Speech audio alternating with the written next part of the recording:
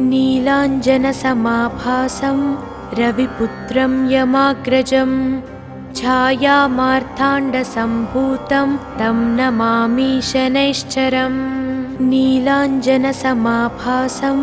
रविपुत्रं यमाग्रजं छायामार्ताण्डसम्भूतं तं नमामि शनैश्चरम्। नीलाञ्जनसमाभासं रविपुत्रं यमाग्रजं छायामार्ताण्डसम्भूतं तं नमामि शनैश्चरम्। नीलाञ्जनसमाभासं रविपुत्रं यमाग्रजं छायामार्ताण्डसम्भूतं तं नमामि शनैश्चरम्। नीलाञ्जनसमाभासं रविपुत्रं यमाग्रजं छायामार्ताण्डसम्भूतं तं नमामि शनैश्चरम्। नीलाञ्जनसमाभासं रविपुत्रं यमाग्रजं छायामार्ताण्डसम्भूतं तं नमामि शनैश्चरम्। नीलाञ्जनसमाभासं रविपुत्रं यमाग्रजं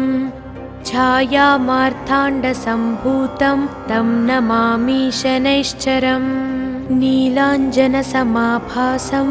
रविपुत्रं यमाग्रजं छायामार्ताण्डसम्भूतं तं नमामि शनैश्चरम्। नीलाञ्जनसमाभासं रविपुत्रं यमाग्रजं छायामार्ताण्डसम्भूतं तं नमामि शनैश्चरम्। नीलाञ्जनसमाभासं रविपुत्रं यमाग्रजं छायामार्ताण्डसम्भूतं तं नमामि शनैश्चरम्। नीलाञ्जनसमाभासं रविपुत्रं यमाग्रजं छायामार्ताण्डसम्भूतं तं नमामि शनैश्चरम्। नीलाञ्जनसमाभासं रविपुत्रं यमाग्रजं छायामार्ताण्डसम्भूतं तं नमामि शनैश्चरम्। नीलाञ्जनसमाभासं रविपुत्रं यमाग्रजं छायामार्ताण्डसम्भूतं तं नमामि शनैश्चरम्। नीलाञ्जनसमाभासं रविपुत्रं यमाग्रजं छायामार्ताण्डसम्भूतं तं नमामि शनैश्चरम्। नीलाञ्जनसमाभासं रविपुत्रं यमाग्रजं छायामार्ताण्डसम्भूतं तं नमामि शनैश्चरम्। नीलाञ्जनसमाभासं रविपुत्रं यमाग्रजं छायामार्ताण्डसम्भूतं तं नमामि शनैश्चरम्। नीलाञ्जनसमाभासं रविपुत्रं यमाग्रजं छायामार्ताण्डसम्भूतं तं नमामि शनैश्चरम्। नीलाञ्जनसमाभासं रविपुत्रं यमाग्रजं छायामार्ताण्डसम्भूतं तं नमामि शनैश्चरम्। नीलाञ्जनसमाभासं रविपुत्रं यमाग्रजं छायामार्ताण्डसम्भूतं तं नमामि शनैश्चरम्। नीलाञ्जनसमाभासं रविपुत्रं यमाग्रजं छायामार्ताण्डसम्भूतं तं नमामि शनैश्चरम्। नीलाञ्जनसमाभासं रविपुत्रं यमाग्रजं छायामार्ताण्डसम्भूतं तं नमामि शनैश्चरम्। नीलाञ्जनसमाभासं रविपुत्रं यमाग्रजं छायामार्ताण्डसम्भूतं तं नमामि शनैश्चरम्। नीलाञ्जनसमाभासं रविपुत्रं यमाग्रजं छायामार्ताण्डसम्भूतं तं नमामि शनैश्चरम्। नीलाञ्जनसमाभासं रविपुत्रं यमाग्रजं छायामार्ताण्डसम्भूतं तं नमामि शनैश्चरम्। नीलाञ्जनसमाभासं रविपुत्रं यमाग्रजं छायामार्ताण्डसम्भूतं तं नमामि शनैश्चरम्। नीलाञ्जनसमाभासं रविपुत्रं यमाग्रजं छायामार्ताण्डसम्भूतं तं नमामि शनैश्चरम् नीलाञ्जनसमाभासं रविपुत्रं यमाग्रजं छायामार्ताण्डसम्भूतं तं नमामि शनैश्चरम् नीलाञ्जनसमाभासं रविपुत्रं यमाग्रजं छायामार्ताण्डसम्भूतं तं नमामि शनैश्चरम् नीलाञ्जनसमाभासं रविपुत्रं यमाग्रजं छायामार्ताण्डसम्भूतं तं नमामि शनैश्चरम् नीलाञ्जनसमाभासं रविपुत्रं यमाग्रजं छायामार्ताण्डसम्भूतं तं नमामि शनैश्चरम् नीलाञ्जनसमाभासं रविपुत्रं यमाग्रजं छायामार्ताण्डसम्भूतं तं नमामि शनैश्चरम् नीलाञ्जनसमाभासं रविपुत्रं यमाग्रजं छायामार्ताण्डसम्भूतं तं नमामि शनैश्चरम् नीलाञ्जनसमाभासं रविपुत्रं यमाग्रजं छायामार्ताण्डसम्भूतं तं नमामि शनैश्चरम् नीलाञ्जनसमाभासं रविपुत्रं यमाग्रजं छायामार्ताण्डसम्भूतं तं नमामि शनैश्चरम्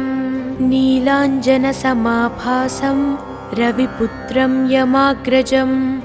छायामार्ताण्डसम्भूतं तं नमामि शनैश्चरम् नीलाञ्जनसमाभासं रविपुत्रं यमाग्रजं छायामार्ताण्डसम्भूतं तं नमामि शनैश्चरम् नीलाञ्जनसमाभासं रविपुत्रं यमाग्रजं छायामार्ताण्डसम्भूतं तं नमामि शनैश्चरम् नीलाञ्जनसमाभासं रविपुत्रं यमाग्रजं छायामार्ताण्डसम्भूतं तं नमामि शनैश्चरम् नीलाञ्जनसमाभासं रविपुत्रं यमाग्रजं छायामार्ताण्डसम्भूतं तं नमामि शनैश्चरम् नीलाञ्जनसमाभासं रविपुत्रं यमाग्रजं छायामार्ताण्डसम्भूतं तं नमामि शनैश्चरम् नीलाञ्जनसमाभासं रविपुत्रं यमाग्रजं छायामार्ताण्डसम्भूतं तं नमामि शनैश्चरम् नीलाञ्जनसमाभासं रविपुत्रं यमाग्रजं छायामार्ताण्डसम्भूतं तं नमामि शनैश्चरम् नीलाञ्जनसमाभासं रविपुत्रं यमाग्रजं छायामार्ताण्डसम्भूतं तं नमामि शनैश्चरम् नीलाञ्जनसमाभासं रविपुत्रं यमाग्रजं छायामार्ताण्डसम्भूतं तं नमामि शनैश्चरम् नीलाञ्जनसमाभासं रविपुत्रं यमाग्रजं छायामार्ताण्डसम्भूतं तं नमामि शनैश्चरम् नीलाञ्जनसमाभासं रविपुत्रं यमाग्रजं छायामार्ताण्डसम्भूतं तं नमामि शनैश्चरम् नीलाञ्जनसमाभासं रविपुत्रं यमाग्रजं छायामार्ताण्डसम्भूतं तं नमामि शनैश्चरम् नीलाञ्जनसमाभासं रविपुत्रं यमाग्रजं छायामार्ताण्डसम्भूतं तं नमामि शनैश्चरम् नीलाञ्जनसमाभासं रविपुत्रं यमाग्रजं छायामार्ताण्डसम्भूतं तं नमामि शनैश्चरम् नीलाञ्जनसमाभासं रविपुत्रं यमाग्रजं छायामार्ताण्डसम्भूतं तं नमामि शनैश्चरम् नीलाञ्जनसमाभासं रविपुत्रं यमाग्रजं छायामार्ताण्डसम्भूतं तं नमामि शनैश्चरम् नीलाञ्जनसमाभासं रविपुत्रं यमाग्रजं छायामार्ताण्डसम्भूतं तं नमामि शनैश्चरम् नीलाञ्जनसमाभासं रविपुत्रं यमाग्रजं छायामार्ताण्डसम्भूतं तं नमामि शनैश्चरम् नीलाञ्जनसमाभासं रविपुत्रं यमाग्रजं छायामार्ताण्डसम्भूतं तं नमामि शनैश्चरम् नीलाञ्जनसमाभासं रविपुत्रं यमाग्रजं छायामार्ताण्डसम्भूतं तं नमामि शनैश्चरम् नीलाञ्जनसमाभासं रविपुत्रं यमाग्रजं छायामार्ताण्डसम्भूतं तं नमामि शनैश्चरम् नीलाञ्जनसमाभासं रविपुत्रं यमाग्रजं छायामार्ताण्डसम्भूतं तं नमामि शनैश्चरम् नीलाञ्जनसमाभासं रविपुत्रं यमाग्रजं छायामार्ताण्डसम्भूतं तं नमामि शनैश्चरम् नीलाञ्जनसमाभासं रविपुत्रं यमाग्रजं छायामार्ताण्डसम्भूतं तं नमामि शनैश्चरम् नीलाञ्जनसमाभासं रविपुत्रं यमाग्रजं छायामार्ताण्डसम्भूतं तं नमामि शनैश्चरम् नीलाञ्जनसमाभासं रविपुत्रं यमाग्रजं छायामार्ताण्डसम्भूतं तं नमामि शनैश्चरम् नीलाञ्जनसमाभासं रविपुत्रं यमाग्रजं छायामार्ताण्डसम्भूतं तं नमामि शनैश्चरम् नीलाञ्जनसमाभासं रविपुत्रं यमाग्रजं छायामार्ताण्डसम्भूतं तं नमामि शनैश्चरम् नीलाञ्जनसमाभासं रविपुत्रं यमाग्रजं छायामार्ताण्डसम्भूतं तं नमामि शनैश्चरम् नीलाञ्जनसमाभासं रविपुत्रं यमाग्रजं छायामार्ताण्डसम्भूतं तं नमामि शनैश्चरम् नीलाञ्जनसमाभासं रविपुत्रं यमाग्रजं छायामार्ताण्डसम्भूतं तं नमामि शनैश्चरम् नीलाञ्जनसमाभासं रविपुत्रं यमाग्रजं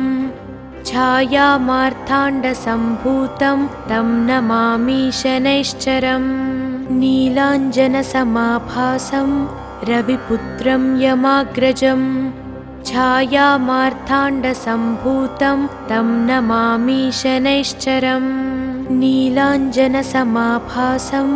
रविपुत्रं यमाग्रजं छायामार्ताण्डसम्भूतं तं नमामि शनैश्चरम् नीलाञ्जनसमाभासं रविपुत्रं यमाग्रजं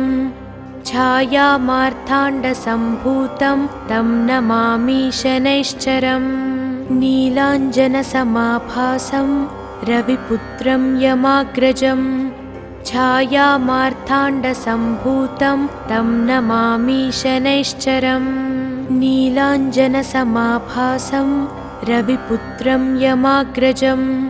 छायामार्ताण्डसम्भूतं तं नमामि शनैश्चरम् नीलाञ्जनसमाभासं रविपुत्रं यमाग्रजं छायामार्ताण्डसम्भूतं तं नमामि शनैश्चरम् नीलाञ्जनसमाभासं रविपुत्रं यमाग्रजं छायामार्ताण्डसम्भूतं तं नमामि शनैश्चरम् नीलाञ्जनसमाभासं रविपुत्रं यमाग्रजं छायामार्ताण्डसम्भूतं तं नमामि शनैश्चरम् नीलाञ्जनसमाभासं रविपुत्रं यमाग्रजं छायामार्ताण्डसम्भूतं तं नमामि शनैश्चरम् नीलाञ्जनसमाभासं रविपुत्रं यमाग्रजं छायामार्ताण्डसम्भूतं तं नमामि शनैश्चरम् नीलाञ्जनसमाभासं रविपुत्रं यमाग्रजं छायामार्ताण्डसम्भूतं तं नमामि शनैश्चरम् नीलाञ्जनसमाभासं रविपुत्रं यमाग्रजं छायामार्ताण्डसम्भूतं तं नमामि शनैश्चरम् नीलाञ्जनसमाभासं रविपुत्रं यमाग्रजं छायामार्ताण्डसम्भूतं तं नमामि शनैश्चरम् नीलाञ्जनसमाभासं रविपुत्रं यमाग्रजं छायामार्ताण्डसम्भूतं तं नमामि शनैश्चरम् नीलाञ्जनसमाभासं रविपुत्रं यमाग्रजं छायामार्ताण्डसम्भूतं तं नमामि शनैश्चरम् नीलाञ्जनसमाभासं रविपुत्रं यमाग्रजं छायामार्ताण्डसम्भूतं तं नमामि शनैश्चरम्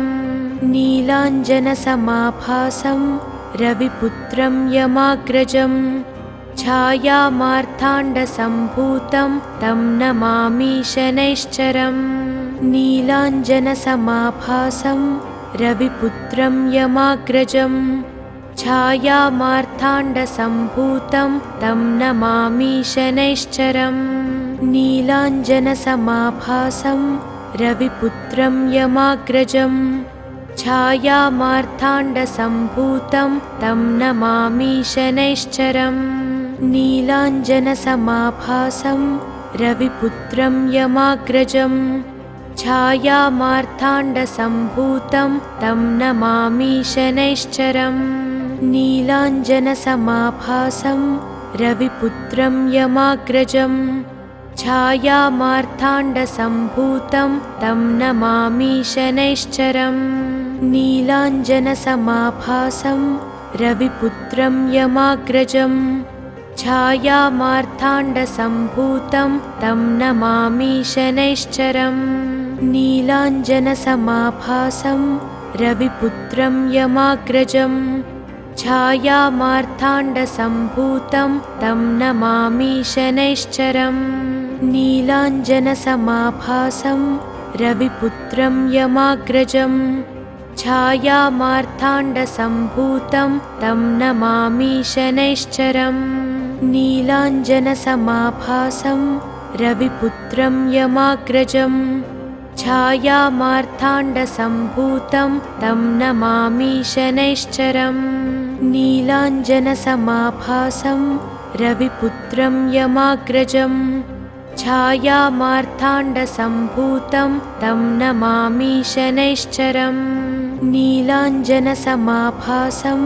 रविपुत्रं यमाग्रजं छायामार्ताण्डसम्भूतं तं नमामि शनैश्चरम् नीलाञ्जनसमाभासं रविपुत्रं यमाग्रजं छायामार्ताण्डसम्भूतं तं नमामि शनैश्चरम् नीलाञ्जनसमाभासं रविपुत्रं यमाग्रजं छायामार्ताण्डसम्भूतं तं नमामि शनैश्चरम् नीलाञ्जनसमाभासं रविपुत्रं यमाग्रजं छायामार्ताण्डसम्भूतं तं नमामि शनैश्चरम् नीलाञ्जनसमाभासं रविपुत्रं यमाग्रजं छायामार्ताण्डसम्भूतं तं नमामि शनैश्चरम् नीलाञ्जनसमाभासं रविपुत्रं यमाग्रजं छायामार्ताण्डसम्भूतं तं नमामि शनैश्चरम् नीलाञ्जनसमाभासं रविपुत्रं यमाग्रजं छायामार्ताण्डसम्भूतं तं नमामि शनैश्चरम् नीलाञ्जनसमाभासं रविपुत्रं यमाग्रजं छायामार्ताण्डसम्भूतं तं नमामि शनैश्चरम् नीलाञ्जनसमाभासं रविपुत्रं यमाग्रजं छायामार्ताण्डसम्भूतं तं नमामि शनैश्चरम् नीलाञ्जनसमाभासं रविपुत्रं यमाग्रजं छायामार्ताण्डसम्भूतं तं नमामि शनैश्चरम् नीलाञ्जनसमाभासं रविपुत्रं यमाग्रजं छायामार्ताण्डसम्भूतं तं नमामि शनैश्चरम् नीलाञ्जनसमाभासं रविपुत्रं यमाग्रजं छायामार्ताण्डसम्भूतं तं नमामि शनैश्चरम् नीलाञ्जनसमाभासं रविपुत्रं यमाग्रजं छायामार्ताण्डसम्भूतं तं नमामि शनैश्चरम् नीलाञ्जनसमाभासं रविपुत्रं यमाग्रजं छायामार्ताण्डसम्भूतं तं नमामि शनैश्चरम् नीलाञ्जनसमाभासं रविपुत्रं यमाग्रजं छायामार्ताण्डसम्भूतं तं नमामि शनैश्चरम्। ఈ వీడియో కనుక మీకు నచ్చితే వెంటనే లైక్ కొట్టి షేర్ చేయండి. మరిన్ని వీడియోస్ చూడాలనుకుంటే వెంటనే సబ్స్క్రైబ్ చేయండి. థాంక్యూ.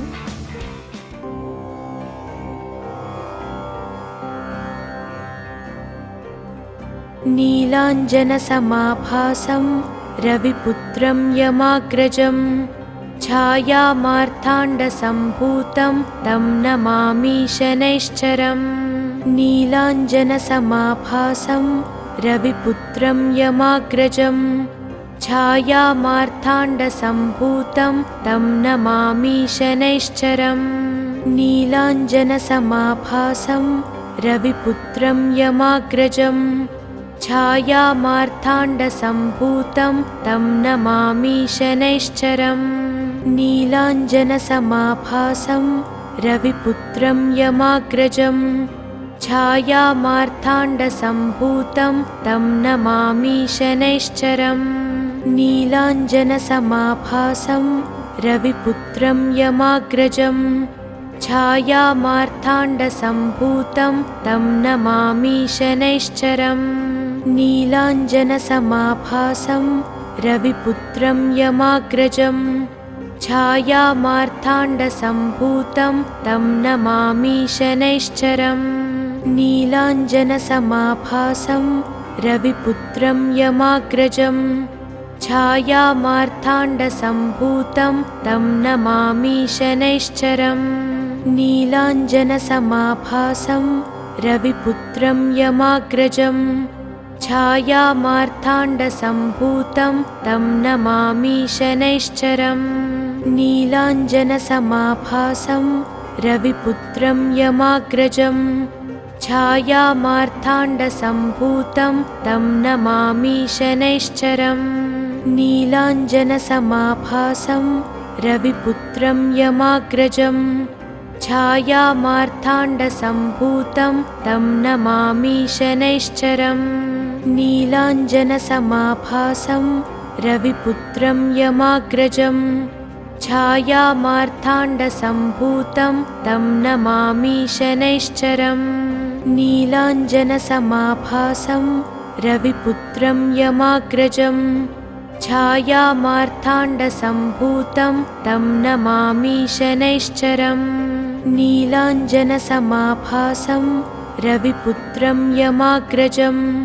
छायामार्ताण्डसम्भूतं तं नमामि शनैश्चरम् नीलाञ्जनसमाभासं रविपुत्रं यमाग्रजं छायामार्ताण्डसम्भूतं तं नमामि शनैश्चरम् नीलाञ्जनसमाभासं रविपुत्रं यमाग्रजं छायामार्ताण्डसम्भूतं तं नमामि शनैश्चरम् नीलाञ्जनसमाभासं रविपुत्रं यमाग्रजं छायामार्ताण्डसम्भूतं मार्ताण्डसम्भूतं तं नमामि शनैश्चरम् नीलाञ्जनसमाभासं रविपुत्रं यमाग्रजं छायामार्ताण्डसम्भूतं तं नमामि शनैश्चरम् नीलाञ्जनसमाभासं रविपुत्रं यमाग्रजं छायामार्ताण्डसम्भूतं तं नमामि शनैश्चरम् नीलाञ्जनसमाभासं रविपुत्रं यमाग्रजं छायामार्ताण्डसम्भूतं तं नमामि शनैश्चरम् नीलाञ्जनसमाभासं रविपुत्रं यमाग्रजं छायामार्ताण्डसम्भूतं तं नमामि शनैश्चरम् नीलाञ्जनसमाभासं रविपुत्रं यमाग्रजं छायामार्ताण्डसम्भूतं तं नमामि शनैश्चरम् नीलाञ्जनसमाभासं रविपुत्रं यमाग्रजं छायामार्ताण्डसम्भूतं तं नमामि शनैश्चरम् नीलाञ्जनसमाभासं रविपुत्रं यमाग्रजं छायामार्ताण्डसम्भूतं तं नमामि शनैश्चरम् नीलाञ्जनसमाभासं रविपुत्रं यमाग्रजं छायामार्ताण्डसम्भूतं तं नमामि शनैश्चरम् नीलाञ्जनसमाभासं रविपुत्रं यमाग्रजं छायामार्ताण्डसम्भूतं तं नमामि शनैश्चरम् नीलाञ्जनसमाभासं रविपुत्रं यमाग्रजं छायामार्ताण्डसम्भूतं तं नमामि शनैश्चरम् नीलाञ्जनसमाभासं रविपुत्रं यमाग्रजं छायामार्ताण्डसम्भूतं तं नमामि शनैश्चरम् नीलाञ्जनसमाभासं रविपुत्रं यमाग्रजं छायामार्ताण्डसम्भूतं तं नमामि शनैश्चरम् नीलाञ्जनसमाभासं रविपुत्रं यमाग्रजं छायामार्ताण्डसम्भूतं तं नमामि शनैश्चरम् नीलाञ्जनसमाभासं रविपुत्रं यमाग्रजं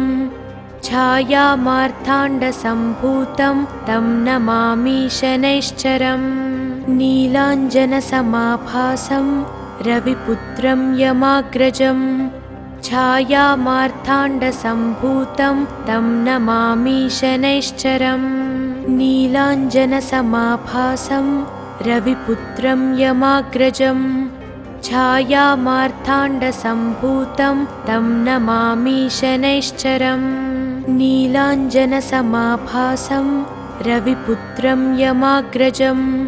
छायामार्ताण्डसम्भूतं तं नमामि शनैश्चरम् नीलाञ्जनसमाभासं रविपुत्रं यमाग्रजं छायामार्ताण्डसम्भूतं तं नमामि शनैश्चरम् नीलाञ्जनसमाभासं रविपुत्रं यमाग्रजं छायामार्ताण्डसम्भूतं तं नमामि शनैश्चरम् नीलाञ्जनसमाभासं रविपुत्रं यमाग्रजं छायामार्ताण्डसम्भूतं तं नमामि शनैश्चरम् नीलाञ्जनसमाभासं रविपुत्रं यमाग्रजं छायामार्ताण्डसम्भूतं तं नमामि शनैश्चरम् नीलाञ्जनसमाभासं रविपुत्रं यमाग्रजं छायामार्ताण्डसम्भूतं तं नमामि शनैश्चरम्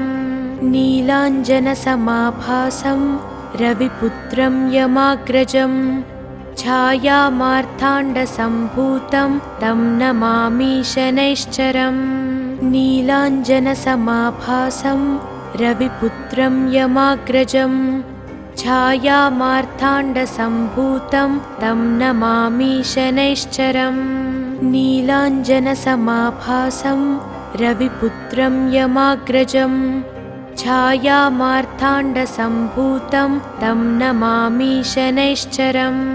नीलाञ्जनसमाभासं रविपुत्रं यमाग्रजं छायामार्ताण्डसम्भूतं तं नमामि शनैश्चरम्।